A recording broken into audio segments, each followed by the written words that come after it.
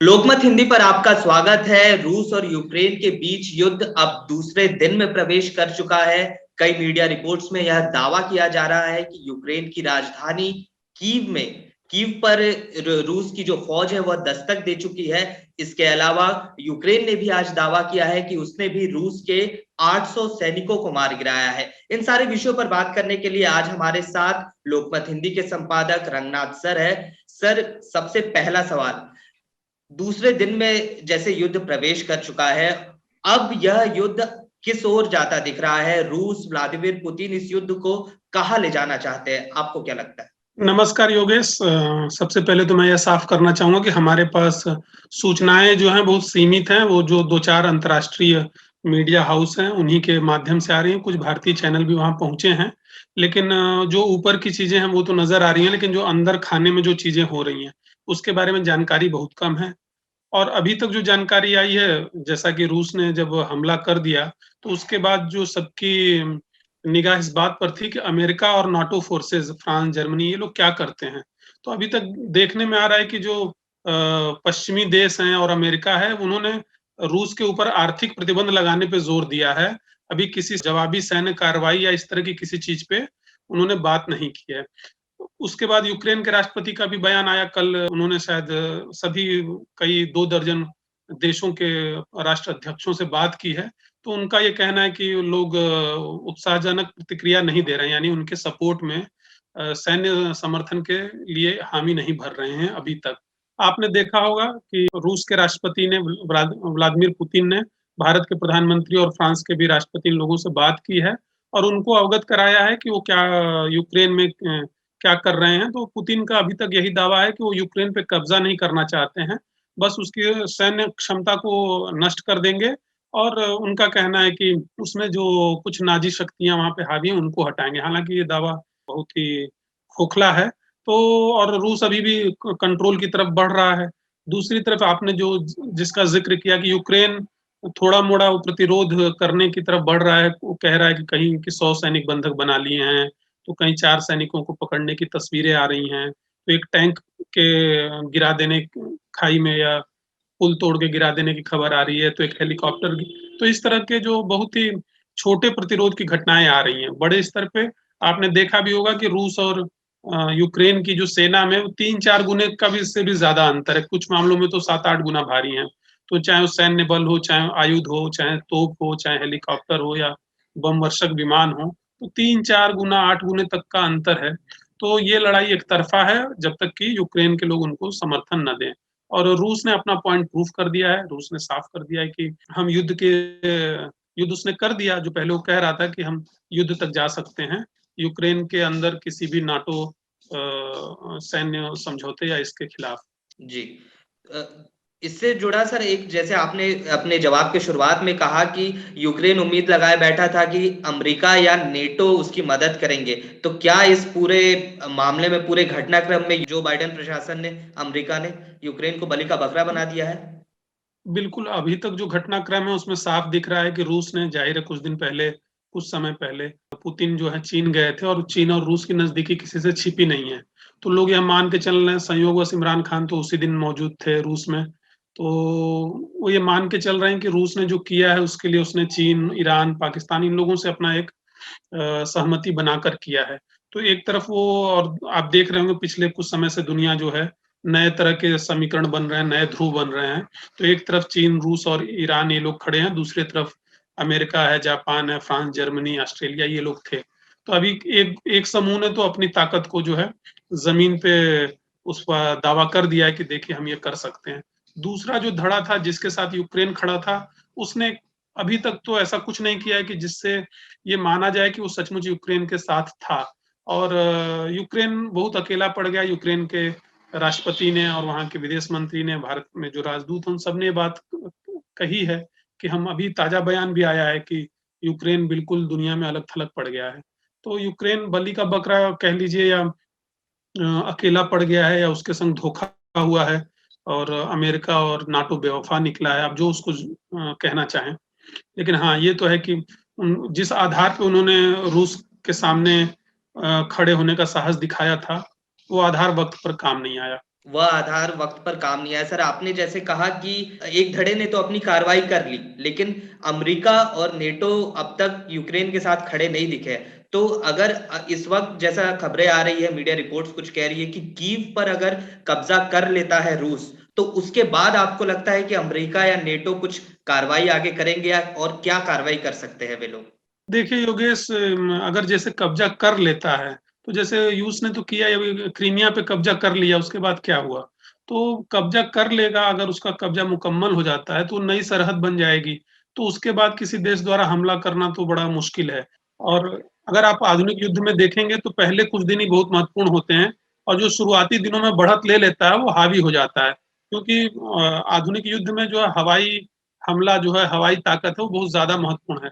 हालांकि रूस ने जल, थल और वायु तीनों से हमला किया है, तो लेकिन अगर अभी किसी ने उसमें हस्तक्षेप नहीं किया, तो फिर बाद में इसकी संभावना नहीं है कि रूस अपनी पुरानी सीमा रेखा बना लेगा। फिर वो जो यूक्रेन के ऊपर आरोप लग रहा था कि वो नाटो का तैनाती करना चाहता है रूस के सीमा पर, तो बेसिकली यूक्रेन के बाद फिर यूरोपीय नाटो के देश शुरू हो जाते हैं, तो उनकी सीमा पे रूस की सेना रहेगी, तो और उसको हटाने के लिए आपको युद्ध करना पड़ेगा। हालांकि ऐसा लग नहीं रहा है, हमें तो यही लग रहा है कि रूस जो है यूक्रेन को बफर जोन के तौर पे ही बना के रखना चाहता है, कि आप रहिए, और उसको एक तरीके से वो शक्ति विहीन करके छोड़ देगा और बफर जोन के तौर पे रहने देगा, यानी उसकी फॉरेन पॉलिसी और उसकी मिलिट्री पॉलिसी जो है उसको रूस तय करेगा। बाकी अपना देश आप जैसे चलाना चाहते हैं चलाते रहिए, तो एक तरीके से सेमी ऑटोनॉमी जैसा मामला होगा ये। जी। सर आपने जैसे बताया कि बफर जोन की तरह यूक्रेन को रखना चाहेगा रूस। इन इस पूरे घटनाक्रम में सर अगर भारत की बात करें, तो भारत इस पूरे घटनाक्रम में कहाँ खड़ा मिलता है? क्योंकि पहले भी नॉन अलाइंड हमारी पॉलिसी रही है, उस वक्त भी किसी पक्ष के साथ नहीं थे, किसी ब्लॉक के साथ नहीं थे। आज एक बार फिर एक ऐसा वक्त आ गया, दो धड़ों की जैसे आपने बात की, तो अभी भी मतलब किसी का पक्ष तो भारत ने लिया नहीं है। क्या ये पॉलिसी भारत के लिए कारगर साबित होगी आगे भी? देखिए, यह कहना भी गलत है। मीडिया में एक जो खबर चल रही है, कल रात को पीएम मोदी ने प्रेसिडेंट पुतिन से बात की है, उसके बाद ये कहना कि भारत ने स्टैंड नहीं लिया है, ये गलत होगा। भारत के प्रधानमंत्री से बातचीत का जो ब्यौरा आया है, उसके हिसाब से उन्होंने उनसे कहा है, रूस से, कि आप इसको जो सैन्य हमला है उसको रोकिए, ये समाधान नहीं है। भारत ने ये नहीं कहा है कि आपको जो करना है करिए, भारत ने कहा है कि ये तरीका सही नहीं है, बातचीत से मसले का हल निकाला जाना चाहिए। इसमें एक जटिल स्थिति है कि रूस जो है भारत का मित्र राष्ट्र है, यूक्रेन के मुकाबले रूस बहुत ज्यादा करीब है भारत के, लेकिन जाहिर है, और भारत का कोई उसमें सीधा रोल नहीं है इस पूरे विवाद में। तो भारत पहले से भी रहा है कि भाई आप दोनों अपना मसला बातचीत से सुलझाइए। भारत अपने मामलों को भी यही कहता रहा है कि जिनसे हमारा सीमा विवाद है, हम यही कहते हैं कि हम आपस में बातचीत से सुलझाएंगे, किसी तीसरे देश का हस्तक्षेप उसमें नहीं चाहिए। तो जाहिर है कि आप अपनी विदेश नीति को दोहरी विदेश नीति तो नहीं बना सकते जैसे दुनिया के कुछ देश बना रखे हैं। तो भारत जो चाहता है अपने पड़ोसियों के संग, वही दूसरे के मामले में भी उसकी ये नीति, और इसमें सुसंगत है। जबरदस्ती दूसरे के झगड़े में कूद जाना, और या तो रूस दोस्त है तो उसकी तरफ से कूद जाना, या यूक्रेन कम दोस्त है तो उसकी तरफ से कूद जाना, तो मुझे लगता है अंतर्राष्ट्रीय कूटनीति और नैतिकता दोनों हिसाब से बहुत उचित नहीं होगा।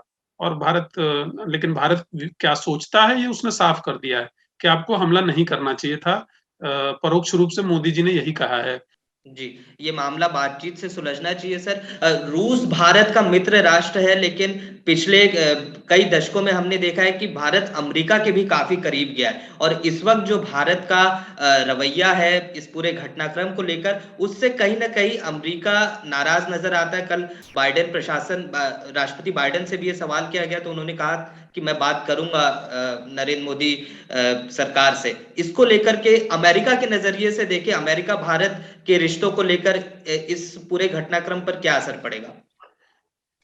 देखिए, हर कोई, जैसे कि हमारे सामान्य जीवन में भी होता है योगेश, अंतर्राष्ट्रीय राजनीति में हर कोई हर किसी का अपने हित में इस्तेमाल करना चाहता है, और हर राष्ट्र यही चाहता है कि वो अपने राष्ट्रहित के हिसाब से सोचे। तो जाहिर है, अमेरिका हो चाहे रूस हो या चीन हो, कोई भी दूध का धुला हुआ नहीं है। हमारे हित मिलते हैं इसलिए हम साथ हैं, चाहे वो अमेरिका हो चाहे रूस हो। या चीन हो या जापान हो, तो हमारा जहां तक हमारा हित होगा, भारत का हित होगा, वो अमेरिका के साथ जाएगा। लेकिन जिस चीज में भारत का अहित होगा, अमेरिका चाहे खुश हो या नाराज हो, भारत उसके साथ नहीं जाएगा, क्योंकि भारत अमेरिका का पपेट स्टेट तो है नहीं। और दूसरी बात कि आपने जो कहा कि अमेरिका के करीब जा रहा है, हाँ, पिछले 2 दशकों में खास तौर पे उदारीकरण के बाद भारत जो है अमेरिका की तरफ भी झुका है। ये घटनाक्रम किस तरफ बढ़ता है, जैसा आपने कहा कि पे कब्जा करेंगे, कुछ लोग कह रहे हैं कि नहीं करेंगे शायद। तो अभी ये चीजें खुलेंगी तो अलाइनमेंट तो होगा, अगर और ये अलाइनमेंट तब होगा जब जवाबी कार्रवाई करनी हो। अगर सिर्फ आर्थिक प्रतिबंध लगाने हैं तो लगा दिया है, अमेरिका ने भी कुछ लगा दिया, कुछ जापान ने लगा दिया, यूरोपीय देशों ने भी लगाना शुरू कर दिया। ऐसी भी खबर है कि यूरोपीय देश दो में भी सारे देश एक मत नहीं है, कुछ लोग कह रहे हैं कि बहुत कड़े प्रतिबंध मत लगाओ, क्योंकि यूरोपीय देश जो है ऊर्जा के लिए और गैस के लिए, इन चीजों के लिए बहुत हद तक रूस पे निर्भर है, उनकी जरूरतें वहां से कुछ पूरी होती हैं। तो दूसरा पक्ष अगर सैन्य कार्रवाई करता है तो इस बात का दबाव बढ़ेगा कि हम किस तरफ जाएं। अभी ऐसा कोई दबाव है नहीं, एक तरफा युद्ध हो रहा है और यूक्रेन अपने बचाव में लगा हुआ है, और यूक्रेन की मदद के लिए सबसे पहले उसके पड़ोसी आने चाहिए, जो उसके सैन्य सहयोगी हैं वो आने चाहिए। जी, आपने प्रतिबंधों की बात की, यूएस ने भी प्रतिबंध लगाया, जापान ने भी, आपने बताया इन प्रतिबंधों का असर क्या रूस पर पड़ेगा? बहुत बातें हो रही है कि काफी गंभीर प्रतिबंध है और इससे मतलब उनकी इकोनॉमी पे काफी बुरा असर पड़ेगा, ऐसे दावे कर रहा है, अमेरिका भी दावे कर रहा है। आपको क्या लगता है, इसका कुछ असर पड़ता दिखेगा?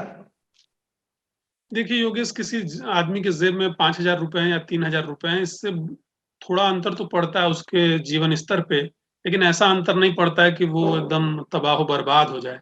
तो हमें ये समझने के लिए उन देशों को देखना चाहिए, जैसे क्यूबा है, उस पर तो कई दशकों से अमेरिका ने प्रतिबंध लगा रखा है, लेकिन ऐसा नहीं कि क्यूबा पूरी तरह से तबाह हो गया है। ईरान पे काफी समय तक प्रतिबंध रहा, तो ईरान भी तबाह नहीं हो गया। इवन भारत में न्यूक्लियर परीक्षण के बाद भारत पे प्रतिबंध लगे थे, तो भारत भी ऐसा तबाह बर्बाद नहीं हो गया। तो आर्थिक प्रतिबंधों के मामले में तो मुझे नहीं लगता है कि ये कुछ समय के लिए समस्या नहीं होती है ऐसी कि उनके डर से वो अपना कदम, इतना बड़ा कदम वापस ले ले।